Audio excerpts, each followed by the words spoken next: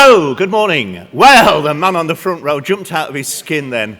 This will wake you all up. Thank you very much indeed for coming here this morning. My name's Dave Guest. It's my pleasure to have the job of welcoming you to Eurobus Expo and the Masterclass Theatre. Over the next few days, we're going to have the chance to hear from some experts exploring the latest developments and advancements in the coach and bus industry. And what better place to do it than here at Eurobus Expo 2024, where we've got more than 190 exhibitors showcasing cutting-edge technology, services and solutions for the industry. From state-of-the-art vehicles to innovative software suppliers from across the supply chain are here to demonstrate their products and to engage with you, the people in the industry. One of the highlights, of course, of this event is always our Innovation Challenge. Exhibitors are competing for your votes to win awards for their latest products. Those with the most votes will then appear here on Thursday to pitch to our panel of experts who make the dragons on the BBC look like a bunch of pussycats. So it's well worth seeing that. And please go to the Innovation Gallery and cast your vote during the day to make sure that these pioneering ideas and innovations get the attention that they deserve. Well, we've got a packed seminar programme. It's designed to provide you with valuable insights and knowledge from industry experts.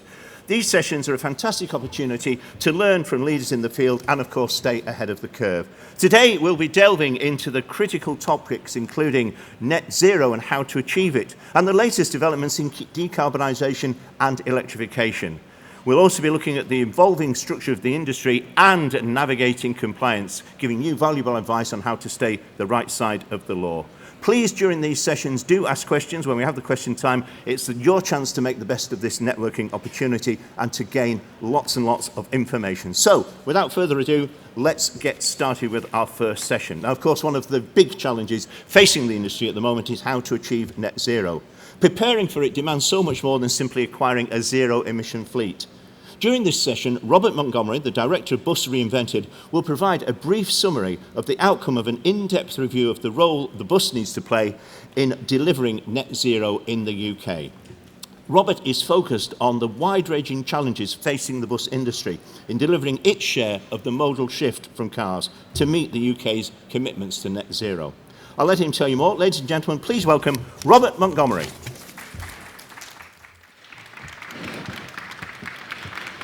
Thank you. I think there's something kind of ironic about doing the warm-up act for 3 days of presentations and talking about cooling the planet, but I'll see if it works. Let's see if I can push a button. Yeah. I think we all know that there's a very clear UK government commitment to delivering net zero. What not too many people have really worked out, that a significant component of achieving net zero in the UK is a 20 to 30% reduction in the use of cars. Now that appears very glibly in a number of government documents, and it's the classic example of a target without a plan. Because if you're going to reduce car kilometres by 20 to 30%, you're going to have to do something. And just simply writing it in a plan isn't going to cut it. And that probably explains why. You know, that's the issue that we currently deal with. That car use is relentlessly growing. It's been growing for about 70 years. I take personal responsibility for that because that graph starts the year I was born. So I actually think I'm to blame for that. And that's the reason I hang around the bus industry. I'm not leaving till that changes. For as long as that's continuing, that's my fault. But that car use is growing. Bus use is falling. There's a direct corollary between the two. Not just because people prefer to drive a car than use a bus, but cars actually do direct physical damage to the bus industry. That's the only slide I'm going to show you that isn't quite accurate, because it shouldn't say a typical urban bus speed increase, it should be time increase. That's taking data for how long it takes an urban bus in a major city in the UK to travel between 2 points. The left-hand block is 2016. And that's 100. The right-hand block is now, and it takes 42.5% longer. Now, the impact of that is congestion. It's congestion that drives it. That congestion slows buses. When buses slow, it costs more because you're paying more driver hours. When buses slow, you need to buy more buses to deliver the same timetable. And at the same time as you're doing that, people stop using it for two reasons. You've got to pay for extra drivers, pay for extra buses, so the fares go up for a slower journey. So we're on a road to nowhere in that context. And the real problem is our relationship with the car. How many of you would let your kids, give your kids an AK-47 on the second birthday to play with? Hands up if you would. How many of you have ever given your kids a toy car on their second birthday to play with? Go on, own up. Don't be shy. Yeah. And I think we've got to get to a situation where we don't automatically put it into people's heads that a car is an essential part of life. You shouldn't have to go everywhere with 2 tons of metal, glass, and rubber and find somewhere to park it, position it, and all the rest of it. And simply by giving a kid a toy car at 2, you're almost putting that in their head.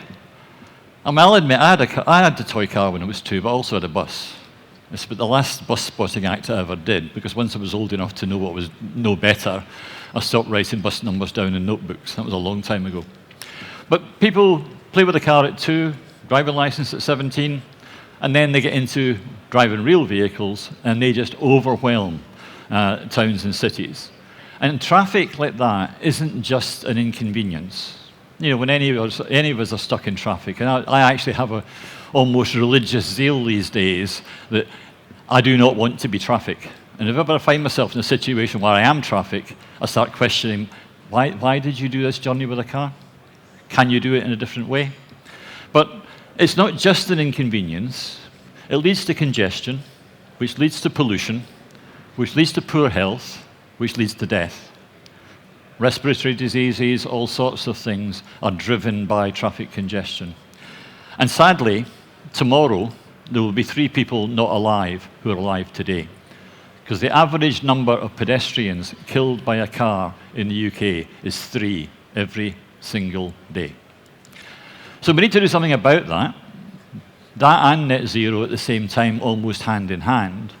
And that involves remodeling our cities, taking our cities away from being built for cars and built around cars, and returning those towns and cities to people, not vehicles. Now that actually creates a major potential for the bus industry. It's an opportunity, but it's not a given. I've spoken to a lot of investors who want to invest in public transport because they believe public transport is the future, because it's environmentally friendly.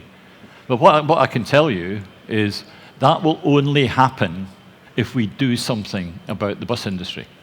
It's not like an apple that's just going to fall off a tree and you wait for it. In fact, I also used to have a field full of apple trees. And what I learned was you don't let the apple fall from the tree. You had to look after it. You had to pluck it from the tree.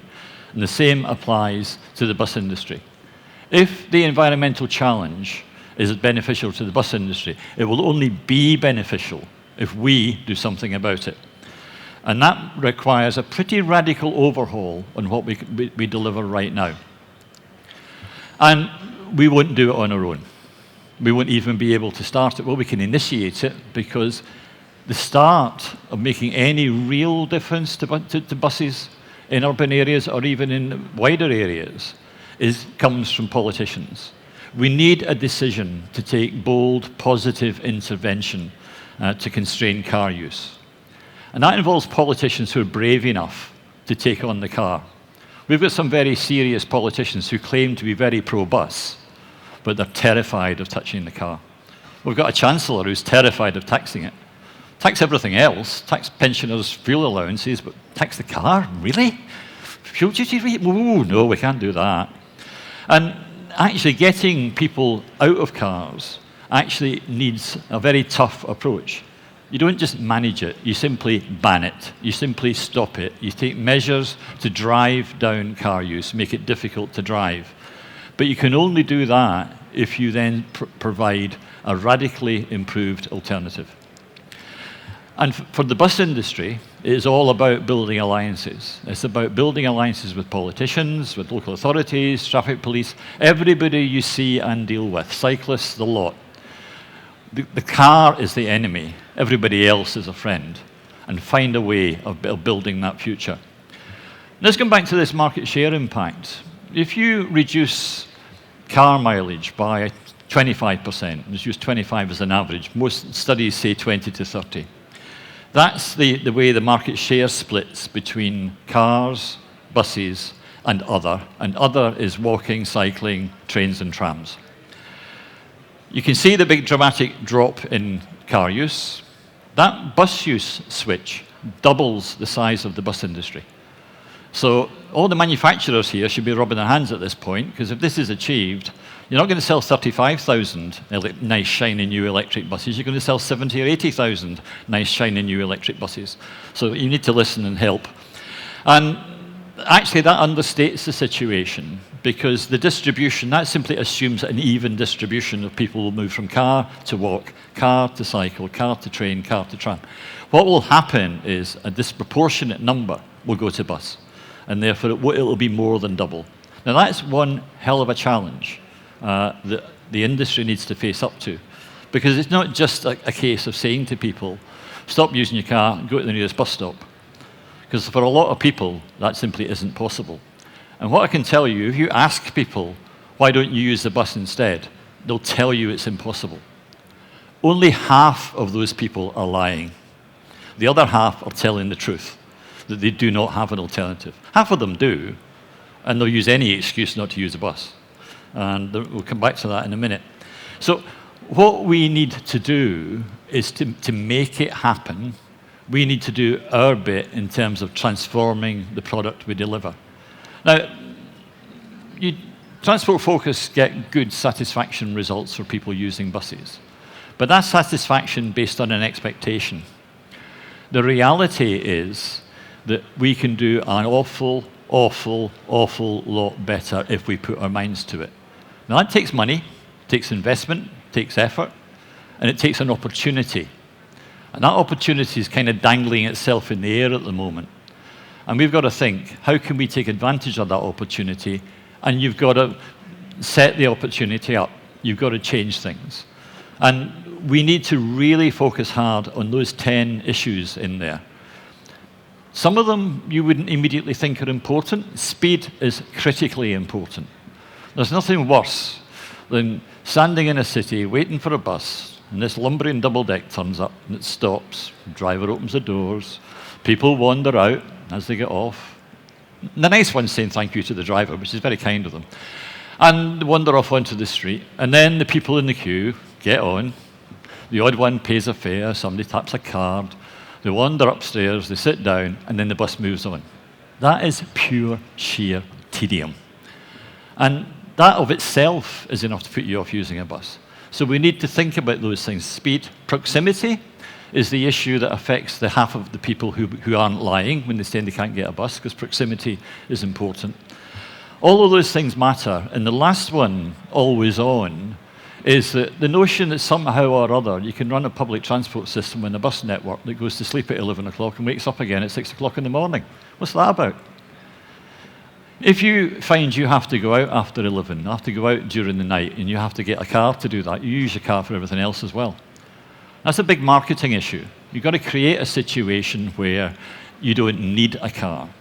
A lot of people do, not all the time. If you can eliminate all the requirements to use it, then you've got your opportunity. I'm going to talk about a few changes. When you talk about big cities, then a big city urban bus service, even the busiest ones, do that thing I told you about. You know, the old double-deck thing, single door and all that crap. What you need to provide is something much more tram-like, train-like, faster. And high frequency, use articulated or double articulated single decks, a lot of capacity. Multiple doors, so you're not waiting for people to get off before you can get on. In fact, 3 and 4 people can get on at different doors at the same time, which makes it faster. Get the cash off the bus. London functions perfectly well without passengers paying drivers cash. London can do it, everywhere else can do it. And total street priority. Not the odd bus lane here and there, but a complete priority right of way. That you don't have to stop for anything other than picking up and setting down passengers. The whole fast flow operating process, and that important thing, 24-hour presence. Might only be hourly, but it's there. It's not a 7-hour gap, it might be a 1-hour gap. You can probably adjust to that at night. But the idea that somehow or other, oh, we don't do buses at night, what's that for? Those people who tell the truth about not having a bus alternative generally fit into this category. Because I remember standing on the streets of Cambridge looking at traffic congestion and then asking myself, where are these people from? And what I realised was very few of them lived in Cambridge. Cambridge had a pretty good bus service, and a lot of people use the buses in Cambridge. But if you live outside the city, or if you live in Peterborough, or if you live somewhere else, you need a good medium-distance commuter express operation. Because the congestion in our cities is caused predominantly by people commuting from outside the city. And therefore, you need to address that issue and provide a quality, high-quality express alternative with proper priority and serving not just the city centre, but mobility hubs where you can pick up a scooter, do different things. That is perfectly possible. That's an Oxford Tube coach. The Oxford Tube is probably the best commuter express operation we have in the country. Very high frequency, operates 24 hours, all sorts of things. We don't have many others. And the reason we don't have many others is that the Oxford Tube was the result of almost a kind of religious fervour by individuals to make it work. It didn't appear as a 10-minute service on day one. It appeared as hourly. And then you work hard, then you make it half-hourly. Then you make it every 20 minutes. Then you make it every 15 minutes. Then you make it every 10. By the time you get to every 10, you'll have spent an awful lot of investment money to get there. But that is the only way to do it. And you can do a lot more Oxford Tubes if you do that. But it is an investment issue. Similar to those are interurban expresses. And they're similar, but actually they're different because you are taking people from one city to another, more like a train. And for those to work properly, you have to give them priority. If you want to link Leeds and Manchester with an express coach service, you've got to give it a bus lane on the M62. The Highways Agency are sort of expressing shock and horror at that. But actually, the case for bus lanes on motorways is every bit as strong as the case for bus lanes in cities. And if we want to reduce car use, we have to face up to that. And that's the way you get total route priority. Again, you need to seed fund it. It will take time to build all of those things up. And then let's get back to the night economy. We live in 24-hour economies these days, and you need 24-hour mobility. So it should always be on. It's almost an essential immunization against car addiction. And then there's a series of things which build the foundations. And I'm not going to talk through all of these. If you look in the Bus Reinvented website, you'll find a 100-page document telling the whole story. It touches a little on the controversial side, but it would because I wrote it. But the foundations we're talking about are pricing and payment. 10 years ago, I did a lot of presentations saying that pricing and payment and ticketing were the fastest changing elements of the bus industry. They sort of were, but they've kind of stalled. We are nowhere near a simple, straightforward ticketing, pricing and payment system on buses in the UK. Nowhere near. I should be able to get on a bus in Leeds with a debit card or a credit card, maybe touch it in the rear, maybe just walk on, it'll be red, and sit down. I shouldn't have to do anything else. I should be able to go to Bristol, do the same thing. I shouldn't have to do anything else. It is perfectly technologically and commercially possible to deliver that kind of system tomorrow. We did a lot of work in it around about 2016 and proved it was perfectly possible. It's just that people don't want to do it. Well, if we don't want to do it, then we can forget about the net zero opportunity. We need to market differently, not just advertising and sales promotion, but actually carve out the whole mobility market and the share of the bus in it, and present how the bus is important, how it can be used. I've talked about fleet design, reclaiming streets. 70% of land in a number of cities in the UK are occupied by parked cars all day. A wonderfully productive way of using land, isn't it? You stick cars on it. And we can do things about that. You need to invest in infrastructure. You need to keep a degree of competition. Having it all public sector owned and municipally controlled has got its advantages, but that only goes so far. And when I talked about needing 70,000 buses and not 35,000, multiply that up as to how many drivers we need. And I think that opens up a question about where do we get that workforce from. We get a lot internally, but a lot of it will actually turn into immigration. And it's the only way we're going to be able to. Any developed country depends on a flow of immigration to do things like operate bus networks. And it does need funding and investment, but it's all achievable. So really, the answer to that is that question there is actually saying something that you can look at that and think, yeah, that's all very interesting. That's maybe 2050 or sometime in the future. But actually, if we're going to roll back 7 decades of car growth, addiction, domination, we actually need to start now. We can do little things now. We can do bigger things the following day. But we should not be thinking that the kind of buses that we will have in this country in 10 years' time were the ones that are out there. There will be a lot more articulated ones. There will be a lot more other styles. That the kind of ticketing and payment and pricing we've got is optimum. It's not. That the kind of access people have got to good bus services is optimum. It's not. So we actually do need to stop, think, how do we achieve that little line in the government's net zero policy of reducing car use by between 20 and 30%? How do we do it? You've got to do something.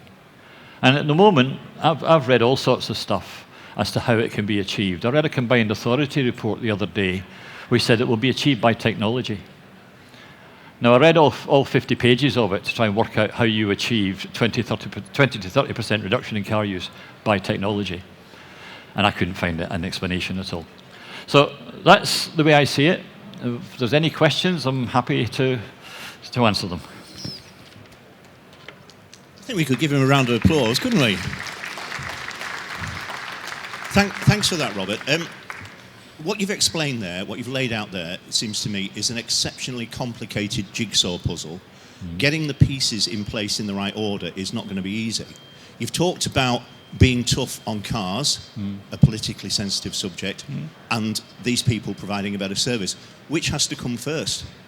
You've actually got to do both simultaneously. I mean, the being tough on cars is almost a prerequisite. You've actually got to take it. For example, right now, we can be a lot tougher on cars than we are. And we can be a lot more conscious of the damage that cars do. And we chicken out of doing things. I mean, for example, 11 years ago, government decided to increase fuel duty by 5% per annum as a policy. It's never happened. Year 1, year 2, year 3, year 4, 5, 6, 7, 8, 9, 10, 11, the Chancellor said, nah, not this year. And then last year, they reduced it. So you've actually got to have that kind of policy and apply it religiously. You have to, alongside that, invest in improved bus services. But what prevents buses improving is congestion. And therefore, you've really got to take a view that congested cities are not good cities. So you've got to decongest the city. When you decongest the city, you can then actually operate buses properly. And that's probably the starting point. And that's the kind of Anna Hidalgo approach in Paris, where her first movement was simply restrict the cars. Open streets up to cyclists, pedestrians. They are now in the process of introducing 25 high-frequency commuter express coach routes into Paris from the suburbs and 2 major new rail lines. So you have to deal with that attitude to cars first. But that has to be dealt with by politicians. It is a politician. That's difficult. We all saw Andy Burnham in Greater Manchester come a crop when he was trying to introduce low emission zones. Massive outcry from car and vehicle lobby, and he put it all on hold. So these people can't actually make that happen. That is down to politicians. How brave do you want to be? They told Anna Hidalgo that. I could introduce you to 7 or 8 mayors around the world who were told that. And they said, to hell with it, this is what we're doing. And it's one of these things that people will say no if you ask them about it. If you ask them 6 months after you've done it, they say, no, we like it this way. And that's part of the problem. We've all grown up since we were 2 thinking cars are natural. We've all grown up in cities that have progressively got more congested to the point, well, that's just the way it is. When you step back and watch a city in action, You watch these cars in long drag tails, one person in each car. You have to be crazy to try and live life that way. So we've really got to start questioning, are we doing the right thing, having cities congested with cars? And I'm quite convinced now we're not. Okay. Anybody want to pick up anything that Robert said in his presentation? Any questions for him? Any points that you want to raise about? He's been fairly challenging to you all to say what you're doing now is nowhere near what you should be doing. So I'll come to you, sir, just around here. Thank you. How can you deal with the fact that the car offers a diminishing marginal cost of travel relative to bus? I mean, that's got to be one of the major issues that's got to be dealt with. That actually is back to this marketing issue. That if you buy a car, it's a one-off upfront investment. And therefore, you're right, the marginal use of it is very, very low. One of the things that makes the marginal use of cars so low is you don't pay for a driver. You drive it yourself. I've seen a lot of statistics that try to give the impression that buses are really expensive because bus costs have gone like this over the last 5 years. But a big chunk of this is paying the driver. So not surprisingly, the car cost goes like that because you didn't give yourself a pay rise for driving yourself to work. But you do have to think that through. And the way to think that through is you've got to provide comprehensive mobility, not just by bus, but by bike, by train, if you can simply give people mobility, bring together the different forms of public transport so you can pay for them in one payment a month, in the same way as you pay one payment a month to lease a car, for example, then you remove that marginal activity point. And because the biggest, most pernicious thing is that if you have to buy a car for a reason, you use it for a lot of other reasons. And you using it for other reasons takes demand away from buses, so buses get worse. And you using it for other reasons creates more congestion, so buses get worse. You actually, if you step back and look at it, it's almost a heads I win, tails you lose kind of situation. Whatever way you do it, if you give cars free rein in cities, you will actively prevent buses being an alternative.